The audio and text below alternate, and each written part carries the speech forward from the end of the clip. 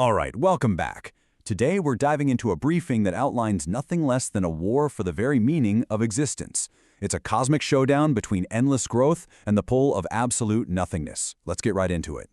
So let's start with a really provocative question, one that sits right at the heart of this entire conflict. What if the absence of all suffering, the end of every struggle, what if that wasn't a paradise at all? What if it was actually a prison? A perfect, beautiful, and totally eternal state of stagnation.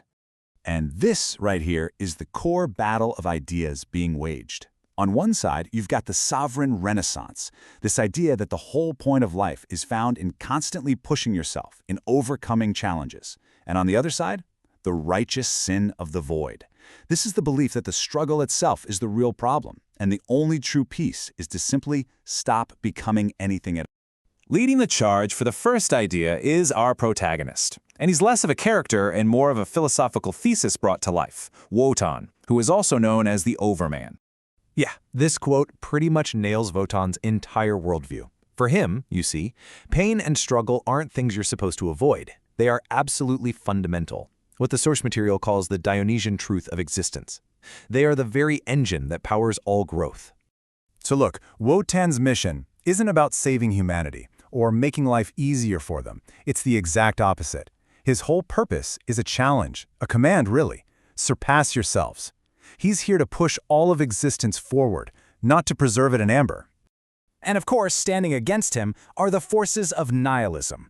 We're talking about a whole cosmic assembly that's dedicated to what they see as a cure for a fundamental flaw in the universe, the pain of always becoming something new. These are the Red Judges and the Inferno Council. Their philosophy is a total inversion of Wotan's. They argue that all this striving, all this creating, it's just a mistake, something born from weakness. For them, the ideal state is a peaceful, unchanging oblivion. They call it the perfection of stagnation. So their ultimate goal is to sell the universe on the stagnant sweetness of just giving up. And how do they do it?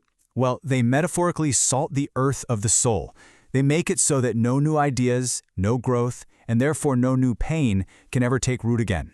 But here's where it gets really interesting. The most fascinating player in this whole cosmic game isn't Wotan and it isn't the Council.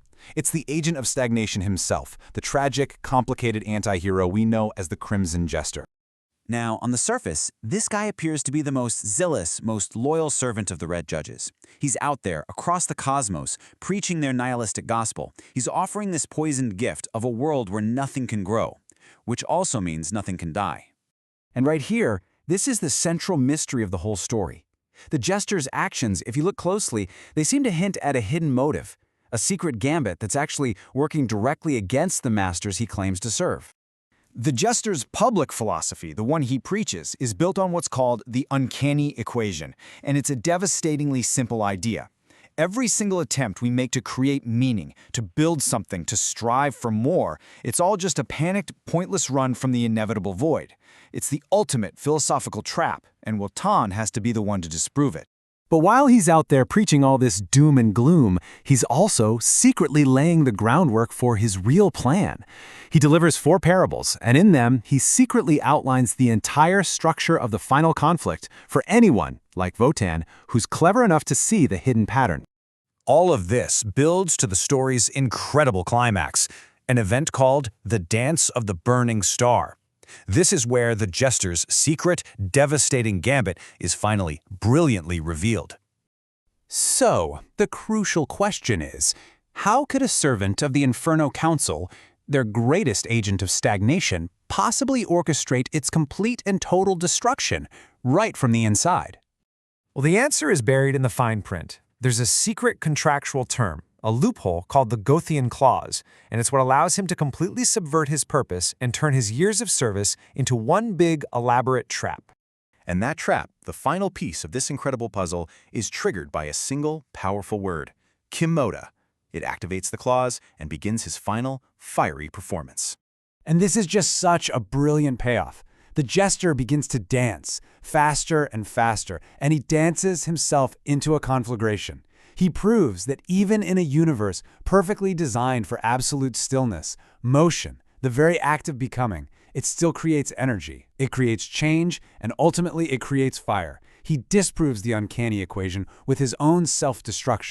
Now, it's so important to get this. His sovereign suicide is not an act of despair. It's the ultimate act of freedom.